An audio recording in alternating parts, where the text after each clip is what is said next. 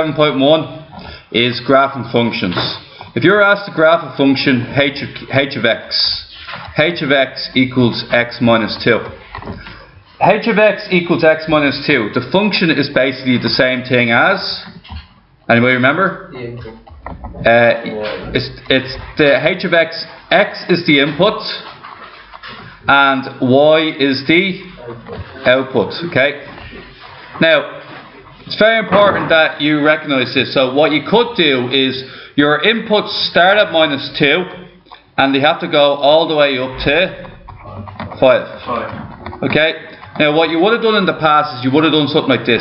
You would have started off with h of minus 2. What does h minus 2 mean? It means an input of, and it automatically means that minus 2 is your x coordinate. Then you do the sum and you go, minus 2 minus 2.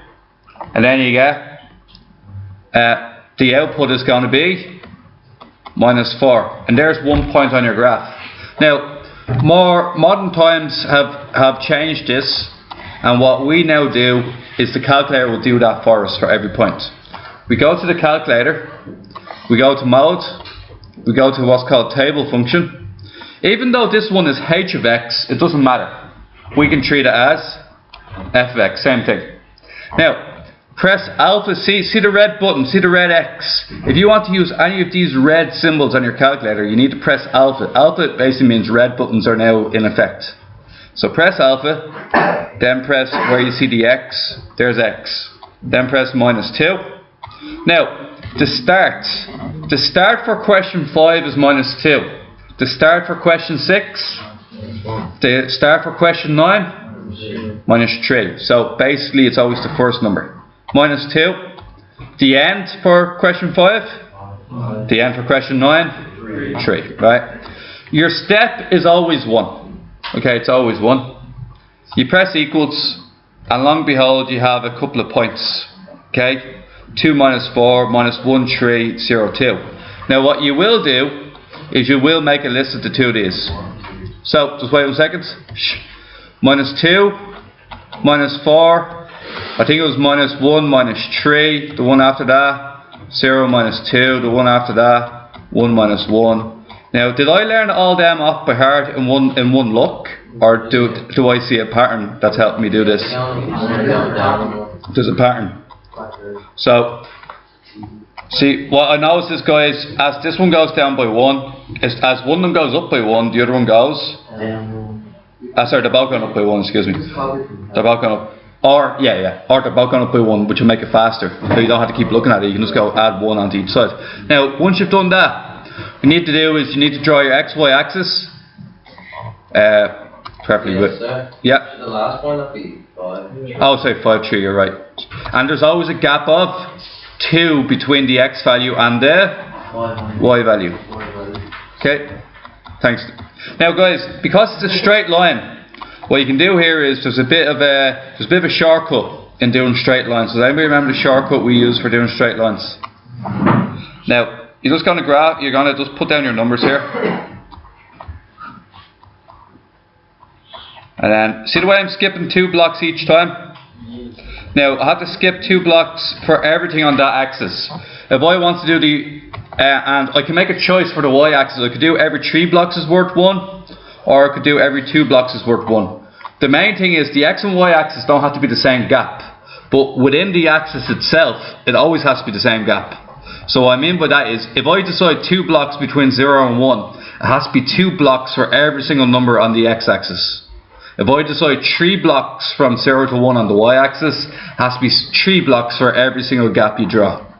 Now guys, what's going to happen next is we're just going to put in some more numbers. 1, 2, 3, 4, 5 and 6. Then as you're looking, minus 1, minus 2, minus 3, minus 4. Now guys, just going to draw your points. Minus 2 to 4, minus 2 minus 4 is located down here. And then I only have to draw the first and the last because it's a straight line. So this will save you a lot of time.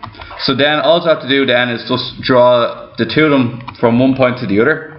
And then once I've done that, I can just go down each time. Just go, there's that one, there's that one, there's that one, there's that one, There's that one. There's that one. See the way it makes it quicker? You just go straight up, and wherever hits the line, you put your dot. Okay, so that's a standard question. Would you need me to do another one of them, or would you be very comfortable with everything there? Now, the only place they can get you next is a question like 17 is tough. Okay, and let me show you how you'd go about doing a question like 17. Okay, now 17 will get actually a lot of our 90% of ordinary students would not get 17 out fully. Okay, now let me show you how to go about doing this. First thing we're going to do, if somebody can do one thing for me, is I want somebody to enter this one into their calculator. Okay, so will you take the blue one? F of x. Jack and Pilco, will you take the red one, which is g of x? And I just want you to call out the points to me. So you're just going to go into your calculator, mode, table. You're going to do f of x first, which is 2x minus 1. And then you're going to go from minus 2 to 3. And you're going to get all your points. But the problem is when I write them out, I can't write and look at it at the same time. There's something that's on my program stops me from doing it. Minus 2 minus 5, perfect. Minus 1 minus 3. Yeah. 0 minus 1. Okay, 1 1 the next one. Yeah. And then 2 3. Yeah. And then 3 5. Yeah. That's it. Yeah. Perfect. Next one. Anybody got the red ones? Organised? G of x? Shh. F of x equals 2 minus x, anybody?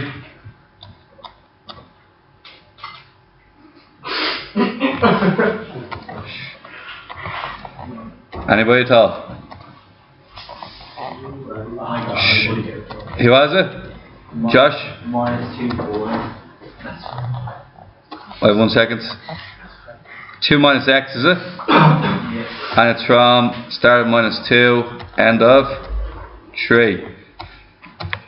Minus 2 4, yeah, you got it. Okay, so go for it. Minus 2 4. Next one after that? Minus 1 3. Okay. 0 2 1 1. 0 minus 1 and No, it's 2 0. which one is? The one you just did there. 2 0, not 0 1. Okay. Oh yes.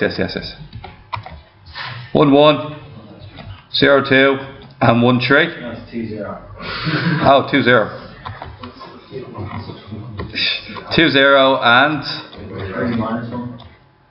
3 minus 1. Perfect. Now guys, what we're going to know is we're going to draw these two graphs, okay? Now, when you're drawing your graph, you have to bear in mind what's your lowest value of y and what's your biggest value of y. Anybody can see the lowest value of the y? The lowest value of y I see is minus 5. So you have to go as far down as minus 5. So you just make space to go down as far as minus 5. And then what about the other one then? You have to do minus 2 minus 2. Oh no, you do, but I haven't done that yet. I'm just picking my maximum values. On the y is 0. And your maximum y value is 5. So 1, 2, 3, 4. I haven't drawn any points yet. 5. And then finally this side is minus 1, minus 2, minus 3. Now let's start off. We'll do this one as a black line, okay? So minus 2 minus 5, everybody is here. Oh wait.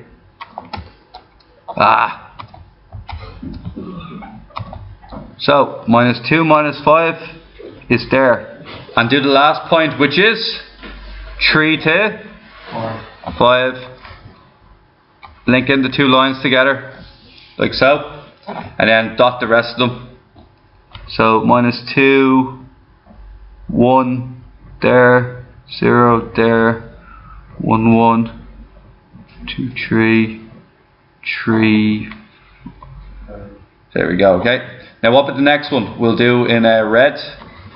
The last point is minus 2 4, just up here, and the second at the last point. Sorry. 3 minus 1. 3 and minus 1, which is located here. So then we have a line which is going to be red. So the red line is going here. Now, where did the 2 points intersect? 1, 1.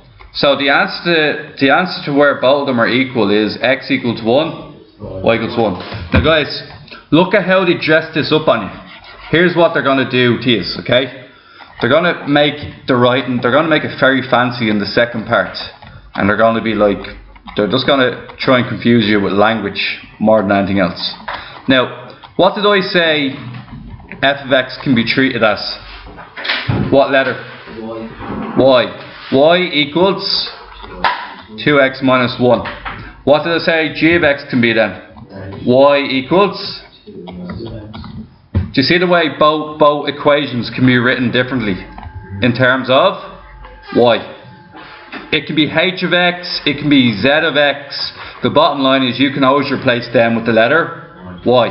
Now guys, verify your answer to part 1 by solving the simultaneous equation. Why does this simultaneous equation give you the same answer as this here?